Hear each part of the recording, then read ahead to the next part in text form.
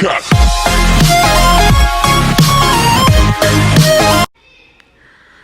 Hi friends, BP's tricks and ടിപ്സിലേക്ക് എല്ലാവർക്കും സ്വാഗതം.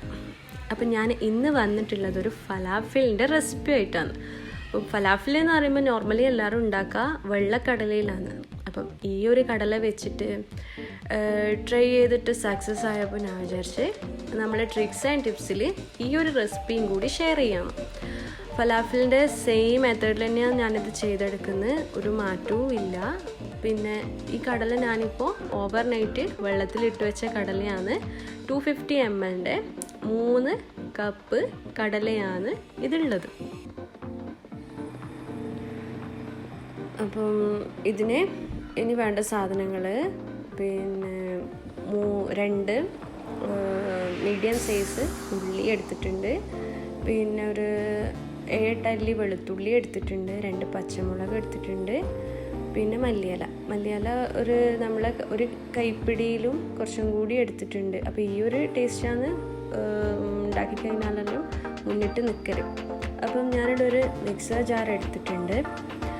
അതിൽ ഈ നമ്മളെ കടലൻ്റെ പകുതി ഫസ്റ്റ് ഇട്ട് കൊടുക്കാം. അപ്പം കടല ഓവർനൈറ്റ് വെള്ളത്തിലിടാൻ നിങ്ങൾ മറന്നിട്ടുണ്ടെങ്കിൽ കുറച്ച് ചൂടുവെള്ളത്തിൽ ഒരു 5-6 മിനിറ്റ് ജസ്റ്റ് ഒന്ന് ബോയിൽ ചെയ്തിട്ട് എടുത്താൽ ജസ്റ്റ് ഒന്ന് സോഫ്റ്റായിട്ട് കിട്ടും. അപ്പം പകുതി കടല ഞാനിപ്പോൾ ആദ്യം എടുത്തിട്ടുണ്ട്. പിന്നെ ഉള്ളി ഒന്ന് ജസ്റ്റ് ചോപ്പ് ചെയ്തിട്ട് ഇട്ട് കൊടുക്കാം. അപ്പോൾ ഇത് ഭയങ്കര ടേസ്റ്റി റെസിപ്പി എന്നൊന്നും പറയുന്നില്ല, കാരണം ഫലാഫിലൊന്നും ട്രൈ ചെയ്യാത്തായിട്ടൊന്നും ഇപ്പം ആരും അധികം ഇല്ല. അപ്പോൾ നമുക്ക് ഇടയ്ക്കിങ്ങനെ വൈകുന്നേരങ്ങളിലെല്ലാം എന്തെങ്കിലും കഴിക്കണം എന്നൊക്കെ തോന്നുന്ന സമയത്ത് പെട്ടെന്ന് ഉണ്ടാക്കിയിട്ട് കഴിക്കാൻ പറ്റുന്ന നല്ലൊരു റെസിപ്പിയാണ്. അപ്പം ഉള്ളി ഇട്ട് കൊടുത്തിട്ടുണ്ട്. ഇനി ഇതിലേക്ക് വെളുത്തുള്ളിയും പിന്നെ പച്ചമുളക് ജസ്റ്റ് ഒന്ന് കട്ട് ചെയ്തിട്ട് അതും ഇതിൽ ഇട്ട് കൊടുത്തിട്ടുണ്ട്. ഇനി നമുക്ക് ഇതിന് ഫസ്റ്റ് ഒന്ന് ക്രഷ് ചെയ്തിട്ട് എടുക്കാം. ബാക്കി നെക്സ്റ്റ് ബാച്ചായിട്ട് ചെയ്യാം. അപ്പോൾ ഇവിടെ ഞാൻ ഇതിനെ ക്രഷ് ചെയ്തിട്ട് കൊണ്ടുവന്നിട്ടുണ്ട്.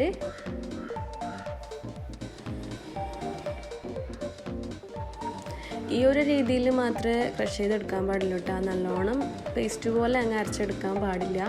ഇതാണ് അതിൻ്റെ ഒരു കൺസിസ്റ്റൻസി.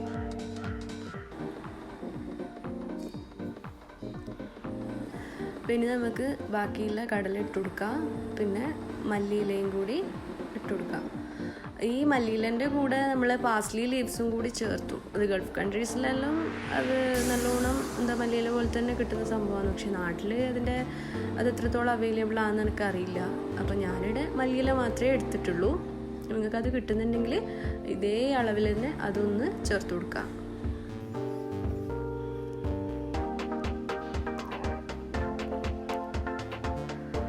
അപ്പോൾ ഇതിന് ശേഷം നമുക്ക് ചേർത്ത് കൊടുക്കുന്ന കുറച്ച് പൊടികളാണ്. ഇപ്പോൾ ഞാനിവിടെ ഒരു കുഞ്ഞു സ്പൂണാണ് എടുത്തിട്ടുള്ളത്. അപ്പം ടീസ്പൂണിലാണ് നിങ്ങൾ മെഷർ ചെയ്തിട്ടുണ്ടെങ്കിൽ എല്ലാം ഒരു 3/4 ടീസ്പൂണിൻ്റെ അളവിൽ എടുക്കാം. അപ്പം ഇവിടെ ഞാൻ 3/4 ടീസ്പൂണ് ഇല്ലെങ്കിൽ 1 ടീസ്പൂണ് കുരുമുളകിൻ്റെ പൊടി ഇട്ട് കൊടുത്തിട്ടുണ്ട്. പിന്നെ ഗരം മസാല പൊടി ഇട്ട് കൊടുത്തിട്ടുണ്ട്.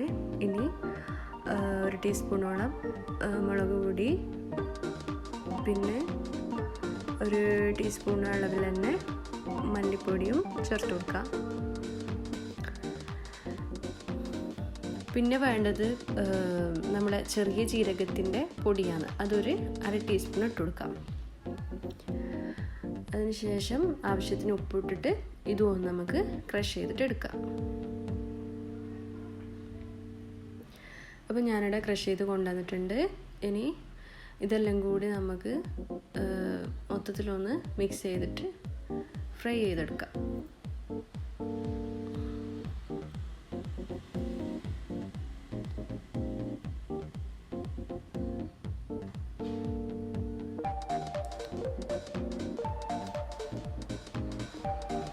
അപ്പം ഞാനിവിടെ ഒരു പാനാണ് എടുത്തിട്ടുള്ളത്. അപ്പം ഇതിപ്പം കുക്കായിട്ട് കിട്ടാൻ വല്ലാണ്ട് ടൈം എടുക്കുന്ന ഒരു സാധനമാണ്. നമ്മുടെ നാട്ടിൽ പരിപ്പ് വട ഉണ്ടാക്കുന്ന പോലെ അറബിക് വേർഷനായിട്ട് ഫലാഫിൽ.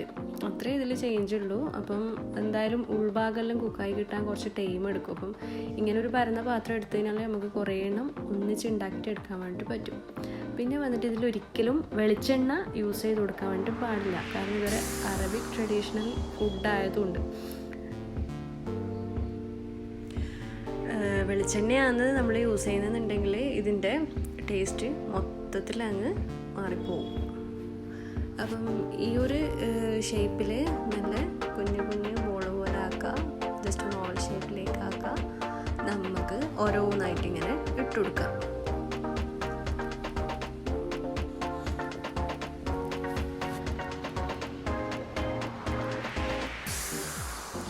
ഫസ്റ്റ് ഇത് ഓയിൽ ജസ്റ്റ് ഒന്ന് അങ്ങനെ മുങ്ങി കിടക്കും. പിന്നെ ജസ്റ്റ് ഒന്ന് പൊരിഞ്ഞ് വരുമ്പം ഓയിൽ ഫ്ലോട്ടായിട്ട് തുടങ്ങും. അപ്പം ഓരോന്ന് ഇട്ട് കൊടുത്തു കഴിഞ്ഞാൽ ഫസ്റ്റുള്ളതെല്ലാം ജസ്റ്റ് ഒന്ന് മറിച്ചിട്ട് കൊടുക്കുക.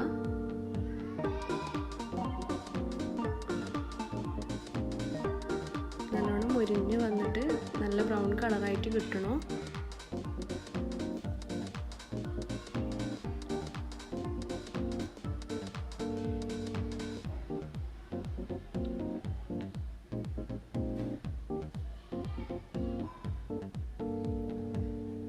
നമ്മൾ ഫലാഫിൽ ഇപ്പോൾ ഇവിടെ ഏകദേശം റെഡിയായി വന്നിട്ടുണ്ട്. അപ്പോൾ നമുക്കിതൊന്ന് ഓയിലിൽ നിന്ന് മാറ്റി കൊടുക്കാം.